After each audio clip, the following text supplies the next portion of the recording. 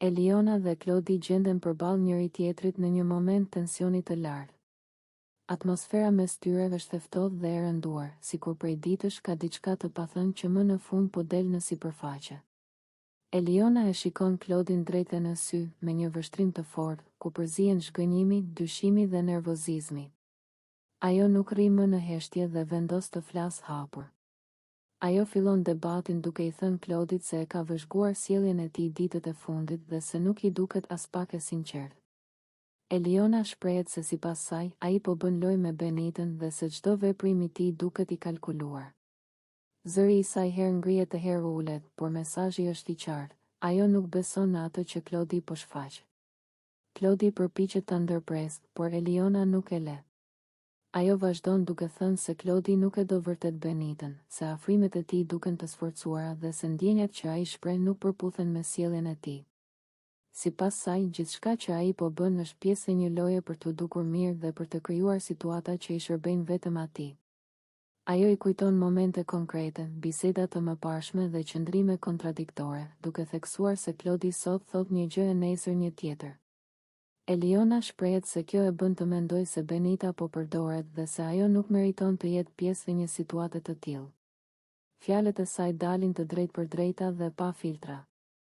Klodi reagon i acaruar, duke i thënë se ajo po e keqinterpreton gjithçka dhe se nuk ka të drejtë të flasë në këtë mënyrë. Ai përpiqet të mbrohet, duke thënë se ndjenjat janë personale dhe se askush tjetër nuk mund t'i gjykojë. Por Eliona nuk bindet dhe vazhdon ta sfidojë.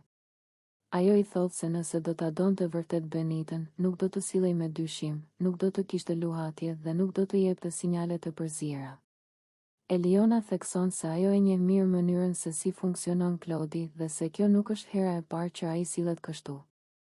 Ajo e akuzon se po luan me ndjenjat e të tjerëve për interesin e vet. Debati bëhet gjithnjë e më i ashpër. Klod i përpiqet të mbajë qetësinë, por nervozizmi i tij është i dukshëm. Ai i thot Elionës se ajo po flet nga mlefi dhe jo nga faktet. Eliona i kthen përgjigje duke thënë se nuk po flet nga xhelozia, por nga ajo që sheh çdo ditë. Ajo shton se i vjen keq për Benitën, sepse sipas saj ajo po beson në diçka që nuk është reale.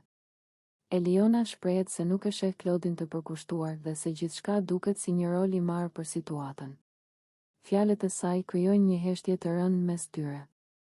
Në fund të debatit, të dy mbeten në pozicione të kundërta.